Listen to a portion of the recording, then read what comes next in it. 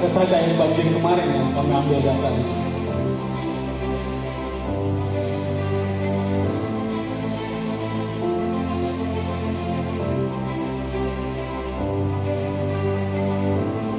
Saluran diversi keluar di belakang sini tadi. Ini bendungan kami. Ini masih banyak pondok, ada pohon. Gimana ceritanya kami bilang membendung? Ini kami alirkan lagi. Nah, dari sini kami tembus ke bawah sini. Kita buatkan saluran pengelak atau istilah di engineeringnya itu diversion. Nah ini dia ada di sini, keluar di sini. Ini aja yang kita buatkan diameter 6 meter, nggak penuh, masih cukup. Ini airnya keluarnya di sini. Yang kita buatkan diversi itu sekitar 420 meter. Yang hanya kita alihkan karena apa? Pada saat kita konstruksi ini, pada saat konstruksi kan nggak mungkin dialirkan air, makanya kami alihkan, kita buatkan saluran diversi ini. Nah ini balik lagi ke Sungai Batang Merangin.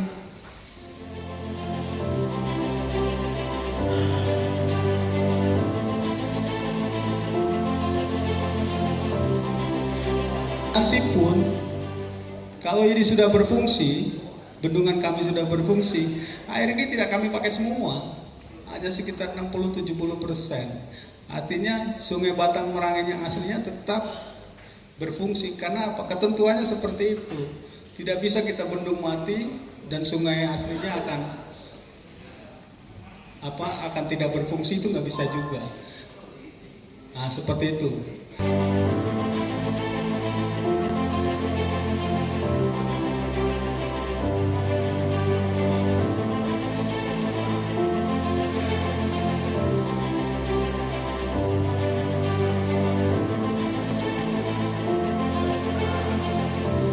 Banjir, dari analisa BWS, banjir yang terjadi itu bukan hanya di Kota Sungai Penuh dan Kabupaten Kerinci, dan kami hari Selasa sudah melakukan koordinasi juga dengan BWS.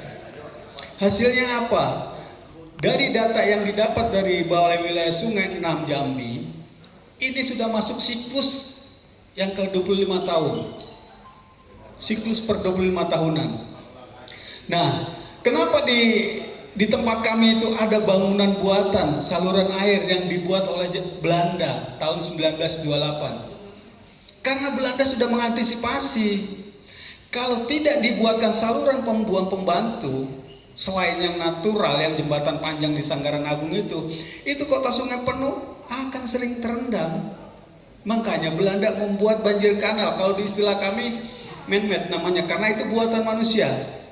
Waktu itu 1928 belum ada alat berat, mungkin hanya di blasting atau di bom. Nah itu yang dibuat oleh Belanda, sepanjang kurang lebih 400 meter dengan lebar 8 meter.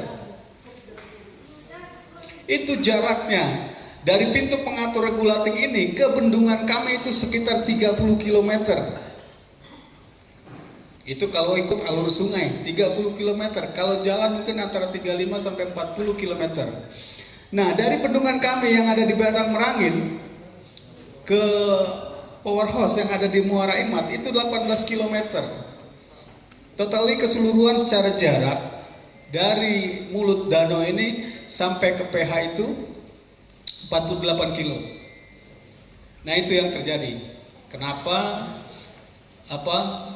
bulan kemarin, dan menurut informasi yang saya dapat, ini adalah yang terparah.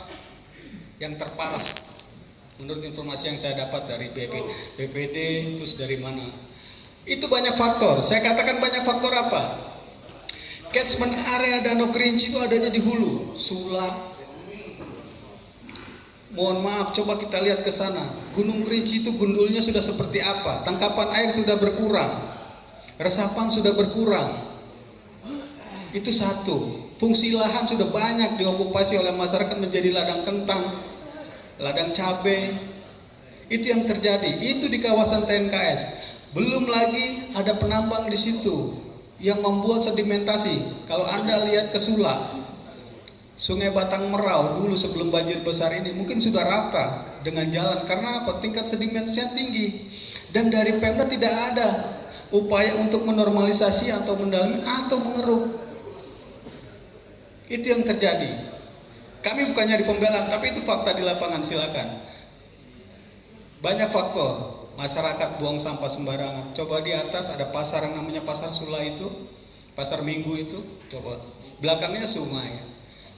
Ya saya pribadi mungkin enak juga. Udah tinggal buang-buang aja, ngapain pusing-pusing. Nah itu mungkin ada 4 faktor yang mempengaruhi kita. Pola masyarakat juga. Di samping itu juga luasan danau yang mungkin tiap tahun berkurang. Karena apa? Orang berlomba-lomba makin ke dalam membuat pondasi rumah. Jadi luasan danau Kerinci itu makin tiap tahun luasannya makin berkurang. Muara Batang Merau dari hasil BWS itu lebih tinggi daripada kota Sungai Penuh. Makanya Sungai Penuh itu akan selalu tergenang sepanjang masa. Hasil analisanya dari orang geologinya ITB, satu-satunya jalan itu harus ada pendalaman dan normalisasi yang ke arah buangan maupun yang arah inlet dari Batang Merau ke Danau Kerinci.